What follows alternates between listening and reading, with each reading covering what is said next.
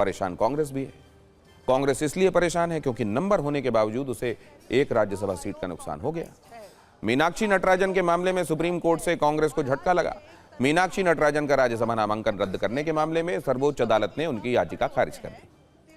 Supreme court ने कहा आपकी याचिका सुनवाई योग्य नहीं है। पूर्व के फैसलों में स्पष्ट है कि अदालत चुनावी प्रक्रिया में दखल नहीं दे सकती। अगर रिटर्निंग ऑफिसर नामांकन रद्द कर देता है तो चुनाव आयोग के पास जाना ही एकमात्र उपाय है।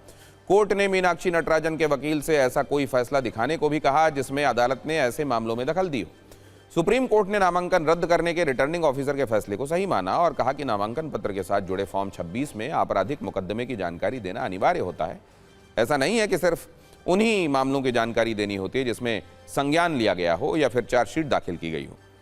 हालांकि मीनाक्षी नटराजन के वकील अभिषेक मनु सिंघवी की दलील थी कि अगर रिटर्निंग ऑफिसर मनमाने ढंग से काम करता है और सिर्फ एक पक्ष की बात मानता है तो इसमें दखल दिया जा सकता है। सिंघवी ने कहा कि मान लीजिए रिटर्निंग ऑफिसर लिख दे कि 2 + 2 = 6, तो क्या आप कहेंगे कानून में 6 ही लिखा हुआ है? बहस के दौरान अभिषेक मनु सिंघवी ने रिटर्निंग ऑफिसर के आदेश के खिलाफ कई दलीलें दी। उनके आदेश को अजीब बताया, लेकिन कोर्ट ने पुराने फैसलों का जिक्र करते हुए उन्हें राहत नहीं दी। हालांकि इतनी छूट जरूर दी कि वो चाहें तो हाई कोर्ट में चुनाव याचिका दायर कर सकते हैं, यानी अभी हाई कोर्ट जाने का रास्ता खुला हुआ है। सुप्रीम कोर्ट ने कहा कि चुनाव प्रक्रिया शुरू होने पर राहत की मांग सिर्फ चुनाव याचिका के जरिए ही की जा सकती है।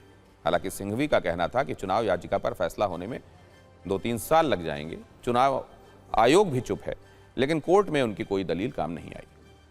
चुनाव याचिका वो कानूनी प्रक्रिया है जिसके तहत संसद या विधानसभा चुनावों के परिणामों को अदालत में चुनौती दी जाती है।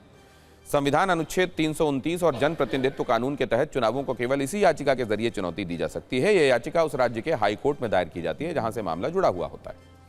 मध्य प्रदेश राज्यसभा चुनाव में रिटर्निंग ऑफिसर ने जानकारी छिपाने के आरोप में कांग्रेस उम्मीदवार मीनाक्षी नटराजन का नामांकन रद्द कर दिया था, जिसके बाद यह मामला कोर्ट पहुंचा था। सुप्रीम कोर्ट के फैसले से कांग्रेस नाराज है और बीजेपी खुश। बीजेपी इसे लोकतंत्र की जीत और कांग्रेस की हार बता रही।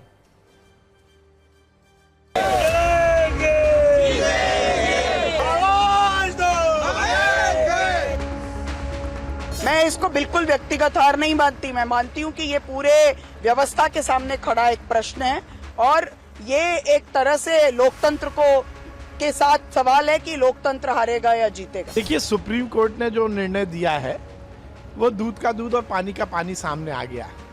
हम तो पहले ही कह रहे थे कि कांग्रेस जबरदस्ती हंगामा बरपा रही है।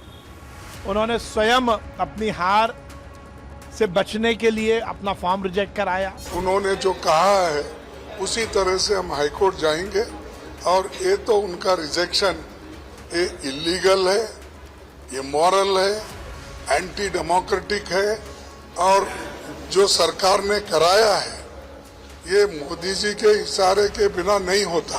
संवैधानिक संस्थाओं को दोषी बनाने का काम करेंगे, ये कांग्रेस की नीयत और कांग्रेस की नीति है।